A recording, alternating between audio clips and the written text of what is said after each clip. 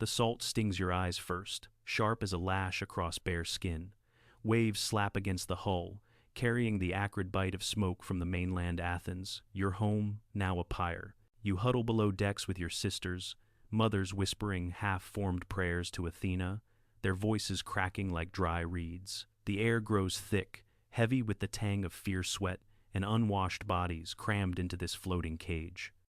Then the shouts erupt above, Persian captains barking orders in their guttural tongue, the creak of oars as the great fleet turns north, away from the burning city. You are 14, your name whispered only once before this nightmare, Calliope, daughter of a potter from the Kerameikos quarter. But names mean nothing now.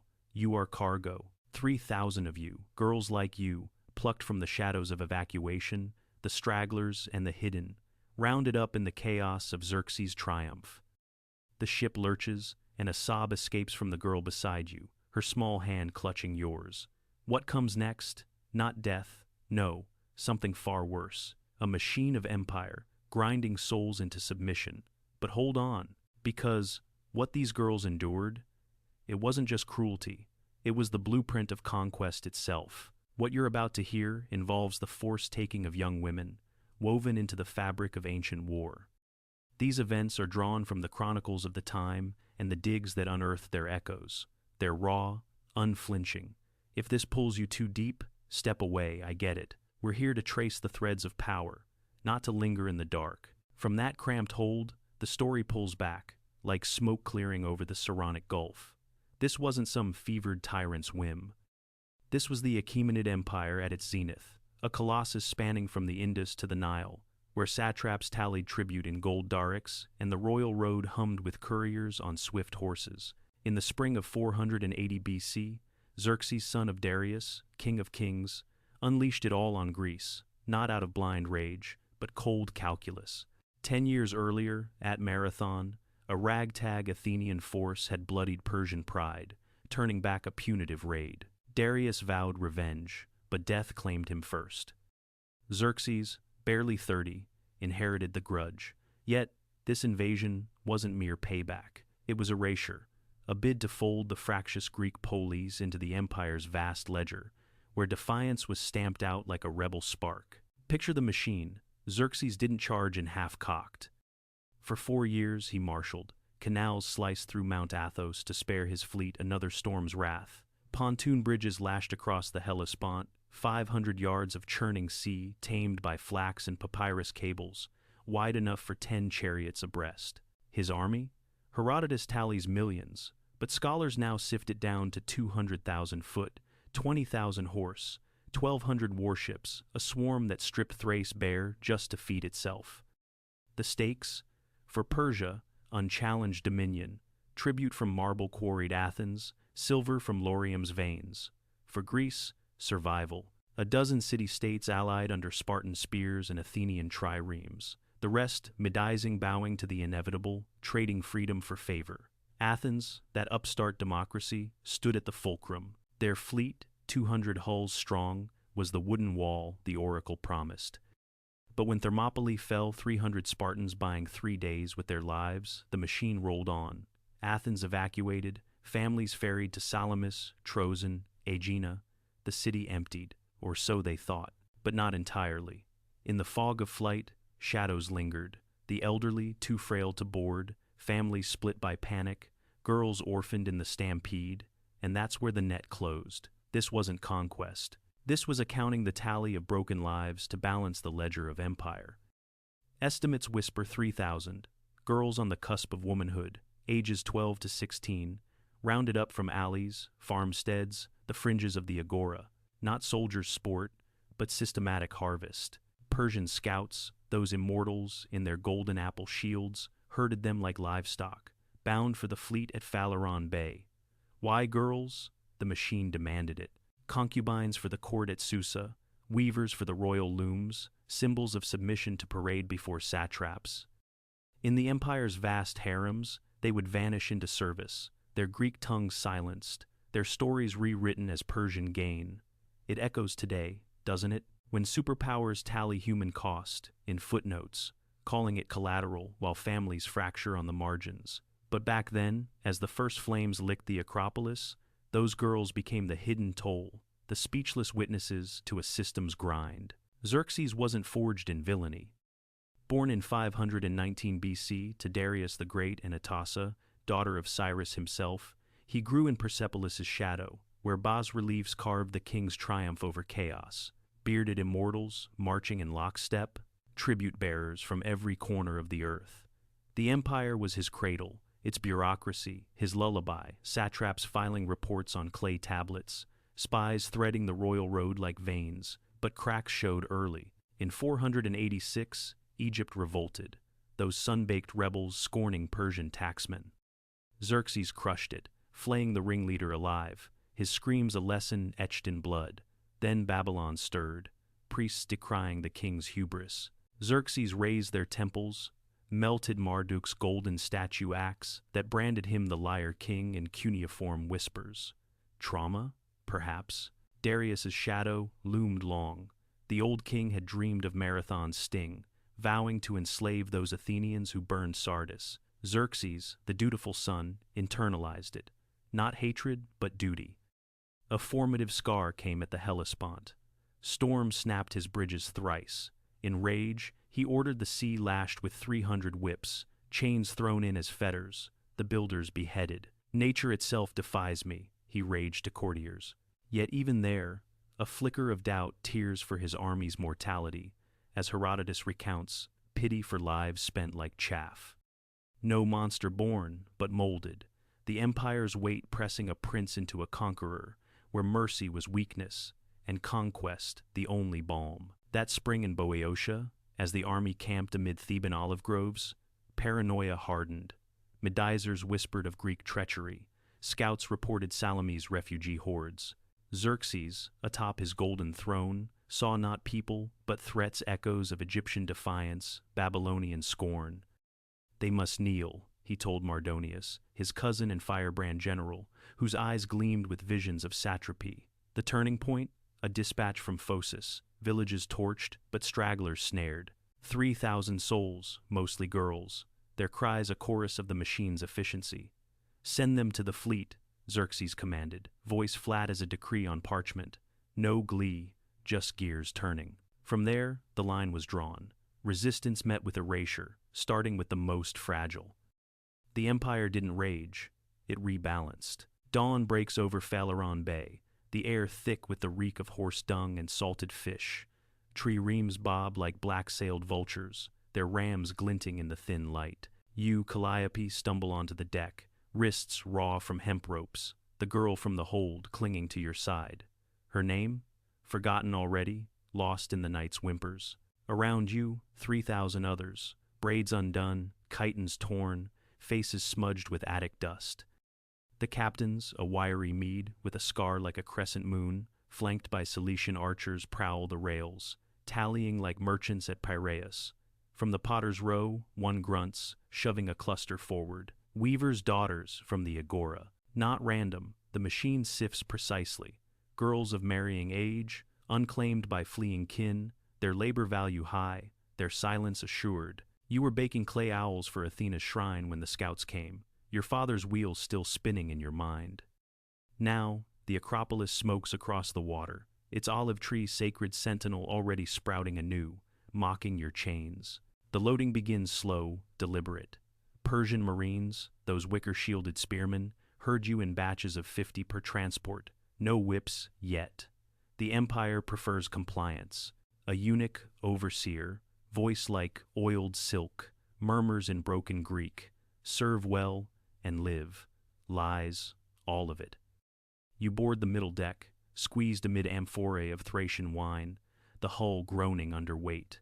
Above, captains plot courses to the Hellespont. Below, the hold reeks of bilge and despair. Calliope, you remember your name because you etched it on a shard once, for luck. Now, you etch it in memory, whispering it to the girl beside you. She's 12, freckled from farm sun. Her mother vanished in the crush. We go to Susa. An older captive hisses from the shadows, a widow, perhaps, snared with her charges. To weave the king's robes, bear his sons. But eyes tell truth. Concubines, most. The machine needs heirs, alliances sealed in flesh. Tension coils as the anchors lift, a shout from shore latecomers, a knot of holdouts from the hills, dragged kicking. One girl, bold as Artemis, spits at a guard. His dagger flashes, and she crumples, blood pooling like spilled ink. The rest fall silent, choice stripped bare, submit or perish. Refusal? Futile. The widow refuses a captain's grope, eyes defiant. He's courteous, almost, leading her aside. A splash later, and she's gone, fodder for sharks. The rest? Compliant shadows. You huddle closer to the freckled one, sharing a crust begged from a rower. Sing, she begs, voice a thread. You hum a hymn to Demeter grain mothers, lost daughters, words weaving fragile armor. But the oars bite deep, pulling you from smoke-wreathed Athens toward the machine's heart. This wasn't about you, Calliope. It was the system. Girls as tribute, defiance distilled into obedience.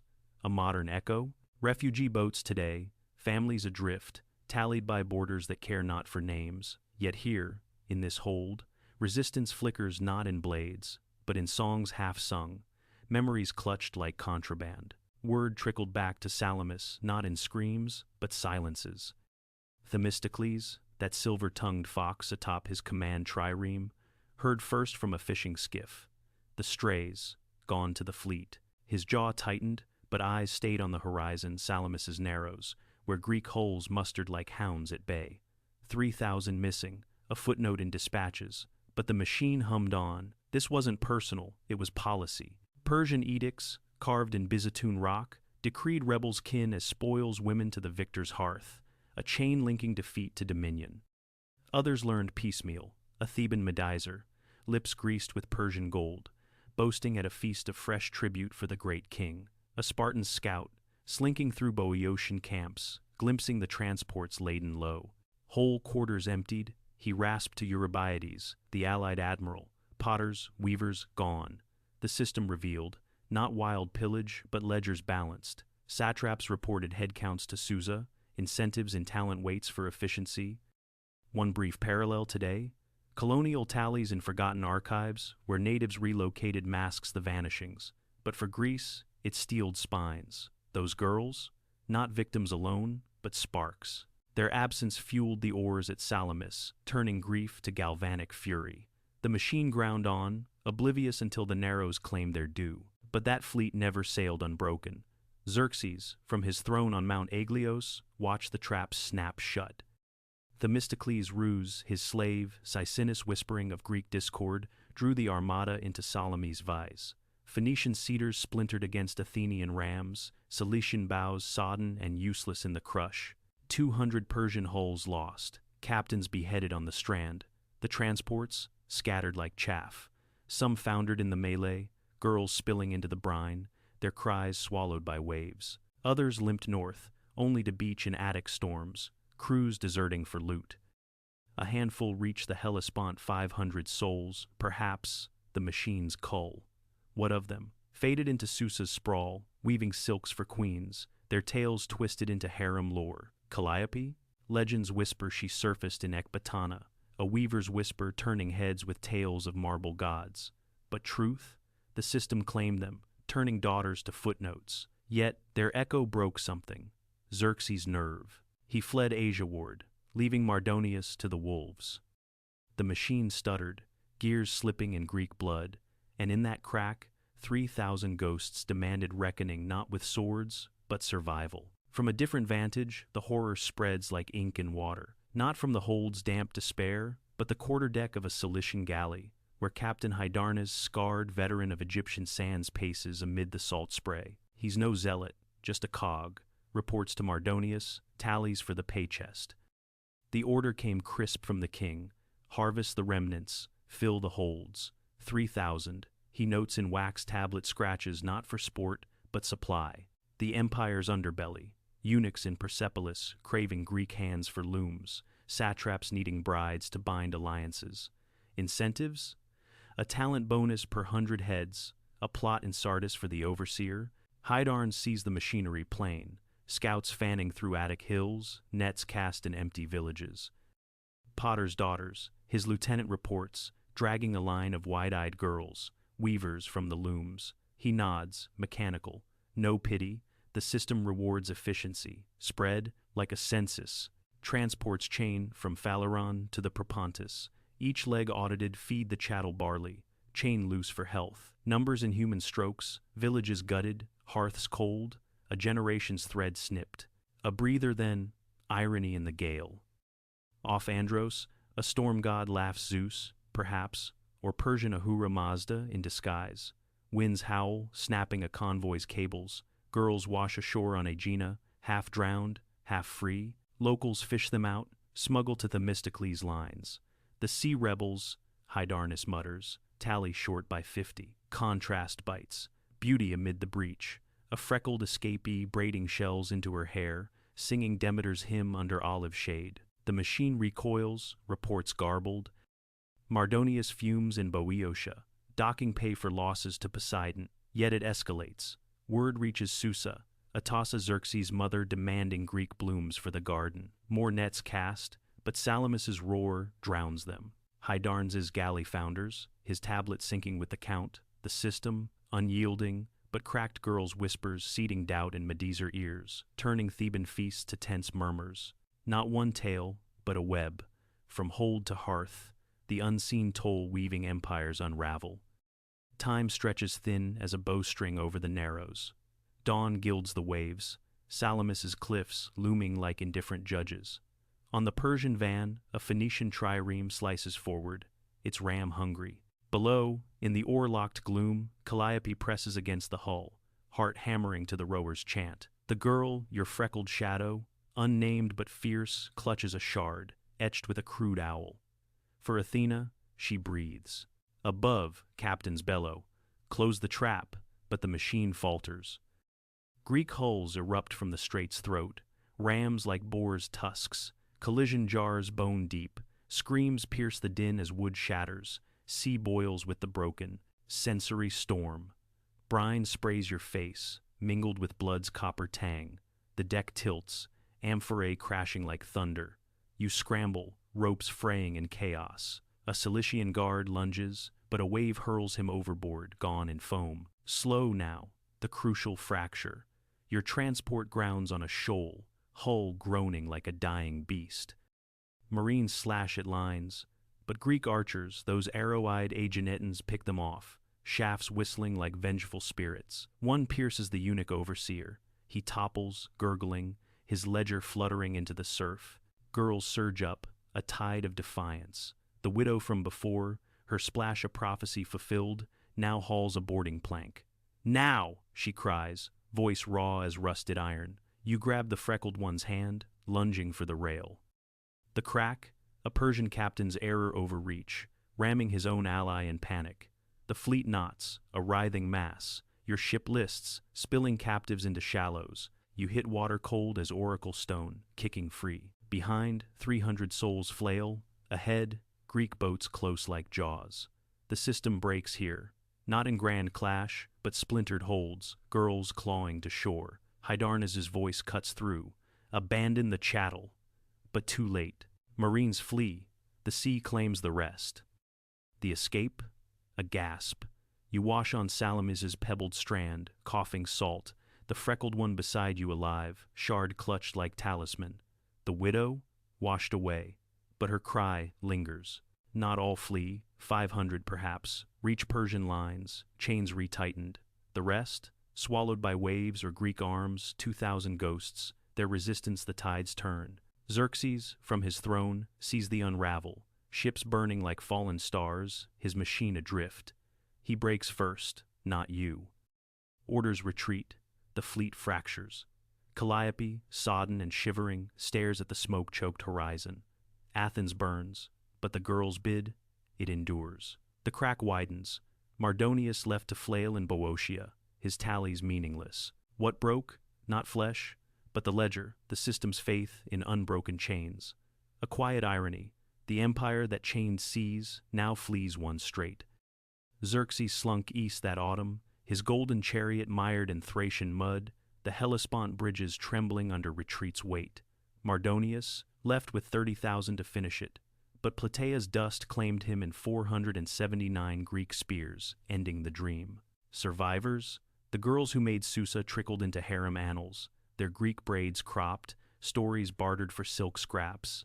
Athens, rebuilt in marble defiance, Pericles' gold fueling the Parthenon a thumb to the east. Power shifted. The Delian League rose. Athens' fleet policing the Aegean, tribute reversed. Long term, Greece's golden age, philosophy blooming from war's ash. Ironic twist. Xerxes' scribes, meant to exalt conquest, etched only silence on those 3,000 erased in victory's ink, their absence the true trophy. Dig 2 millennia later, 1,885. Panagiotis Kavvadias, pickaxe in hand, unearths the Perserschutt Persian rubble on the Acropolis's flanks. Shards of the older Parthenon, column drums cracked by fire, owl-eyed votives smashed under boot, tangible ghosts, a girl's pin, bronze, bent in flight, a loom weight from a weaver's hold, etched with a hasty plea to Athena. No mass graves the machine preferred utility to burial, but fills brimming with desecrated bronze. Tripods toppled, statues beheaded, their eyes gouged as if to blind defiance. Kavvadias, sweat-streaked, pieces the puzzle. Not random rage, but ritual erasure. Temples gutted for Susa's hoard. Modern eyes see human. Fingerprints on clay seals, a child's toy horse amid the ash. Why it matters? Power's anatomy. Today, when regimes tally displaced in spreadsheets Syria's daughters, Ukraine's shadows, we glimpse the same calculus. Resistance, not in armies alone, but the uncounted. Girls like Calliope, whose survival shames the ledger. Human nature bends, but doesn't break. Erasure breeds echo. Destruction demands dawn. Return to that hold. Waves no longer slapping but lapping gentle on Salamis's shore. The smoke clears, Athens' olive sprouts tender green. You, Calliope, rise, freckled hand in yours, the shard glinting like promise. 3,000 meant to vanish, woven into empire's hem. But they didn't. Shards in Kavvadias' sieve, whispers in Herodotus' scroll, defiance in the Parthenon's gaze they endure. Not as martyrs, but makers. The machine cracked because they refused the dark, and now they're here, with you, because you chose to listen. If this tale stirred something, a name, a shadow, a what if, drop it in the comments below. What echoes for you in these old waves? Subscribe for more unburied truths. In the end, the speechless found their voice not in screams, but in the silence they shattered.